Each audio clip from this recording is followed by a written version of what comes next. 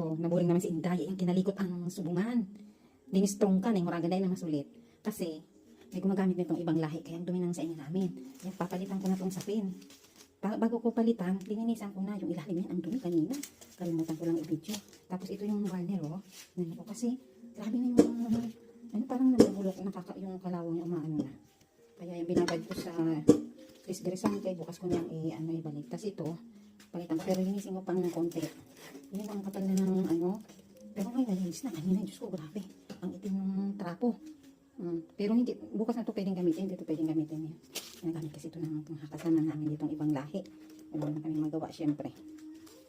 Ayan. Pero kung kami lang na tatlong gumagamit, ako, Dudong si Junie, malinis kami sa gamit. Napilitan ko na yan.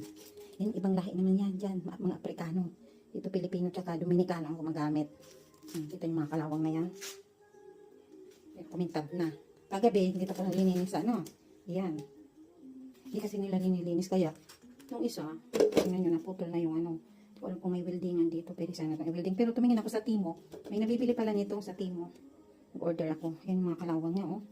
Kaya naka-gloves ako kasi baka siyempre, baka masugat ako, makalawang siya. Oh, ganito si Inday, mga kadungday, pag nabuboring. Kasi siyempre, sanay akong laging tatrabaho. Kaya pag wala akong trabaho, itong si Dudong kasi kung ano-ano, pinakalikot ko dito sa bahay ang linilinis ko. Ang palitan na natin to, may ginawa na ako doon. Ginawa na ako nandito sa... Ayan ang pampalit natin. Naka-ready na. Wala nang ganong stick, wala nang ganong pandikit, wala na tayong magagawa. Dala ko yung galing pang Taiwan. O, paano ba yan mga kanunday? Bye-bye! Ayun ang sa inyo namin. Parang bago yan. Sinapinampul ko lang kung mas magandang may tiklop doon ng konti o higa ko lang dito lahat. Balang niya si Dudong. Ayan. Ang kinakalawang dito yung hindi siya stainless yung bakal. Dapat pala pagbibili nito, titingnan mo stainless lahat para mas maganda. Diba? Tapos, lalagyan na natin yung mga ano. Ayan, kinabit ko na. Dito ang tuwa na naman. Yung mga ano yan, lininisan ko lahat. Kasi ang dumi-dumi, wala man lang naglilinis. Laging ako lang. Ganun talaga.